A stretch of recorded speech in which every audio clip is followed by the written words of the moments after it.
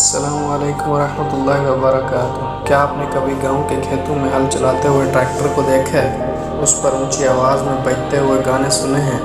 آج کی اس ویڈیو میں ہم اس منظر سے ایک ایسی حقیقت سمجھنے کی کوشش کریں گے جو ہمارے کردار اور زندگی سے گہرا تعلق رکھتی ہے، لہٰذا ویڈیو کو آخر تک ضرور دیکھیے گا۔ آپ نے دیکھا ہوگا کہ گاؤں میں کھیتوں کے اندر ہل چلاتے ہوئے ٹریکٹر پر ڈرائیور اونچی آواز میں گانے چلا رہا ہوتا ہے۔ وہ موسیقی اتنی تیز ہوتی ہے کہ ہوا کے دبش پر سفر کرتے ہوئے کھیتوں سے نکل کر دور گاؤں کی گلیوں تک گونجتی رہتی ہے۔ جہاں تک آواز پہنچتی ہے ہر کوئی جان جاتا ہے کہ فلاں جگہ ٹریکٹر پر گانے چل رہے ہیں۔ لیکن حیرت کی بات یہ ہے کہ خود ٹریکٹر پر بیٹھا ڈرائیور انجن کی چنگاڑ، ہل کے زور اور مشین کے شور میں نہ تو اس موسیقی کے بول واضح طور پر سن پاتا ہے اور نہ ہی حقیقت معنوں میں اس سے لطف اندوز ہو پاتا ہے۔ وہ بس عادتاً شور مچا رہا ہوتا ہے، اپنی تنہائی کو شور کے حوالے کر کے وقت گزار رہا ہوتا ہے۔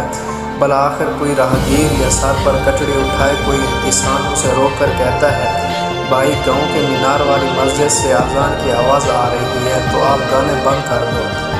خواتین و حضرات، شاید آپ کو یہ مثال عجیب لگے، لیکن ہمارے کردار کی برائیاں بھی اسی ٹریکٹر پر چنگاڑتی ہوئی موسیقی کی مانند ہیں۔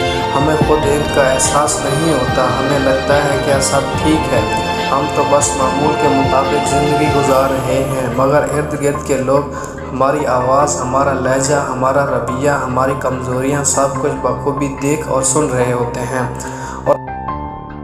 اور افسوس کی بات یہ ہے کہ یہ وہ برائیاں ہوتی ہیں جن سے نہ ہمیں کوئی حقیقی لطف ملتا ہے اور نہ ہی کوئی فائدہ حاصل ہوتا ہے، بس عادت بن جاتی ہے اور عادت انسان کو اندھا کر دیتی ہے۔ سوچنے کا مقام یہ ہے کہ کیا ہماری زندگی میں بھی کوئی ایسا شور ہے جو دوسروں کو تو صاف سنائی دے رہا ہے مگر ہم خود اس سے لا علم ہیں؟ کیا ہمیں بھی کسی راہگیر کی ضرورت ہے جو ہمیں روک کر بتائے کہ اب رک جاؤ، یہ آواز مناسب نہیں؟ آئیے آج ہم خود احتساب کریں، اپنے کردار کا جائزہ لیں اور دیکھیں کہ ہماری زندگی کا ٹریکٹر بھی غلط شور تو نہیں مچا رہا۔ اللہ تعالی ہمیں اپنی اصلاح کی توفیق عطا فرمائے، آمین۔ اگر آپ کو یہ ویڈیو پسند آئی ہو تو لائک کیجئے، شیئر کیجئے اور چینل کو سبسکرائب کرنا نہ بھولیے۔ السلام علیکم ورحمۃ اللہ وبرکاتہ۔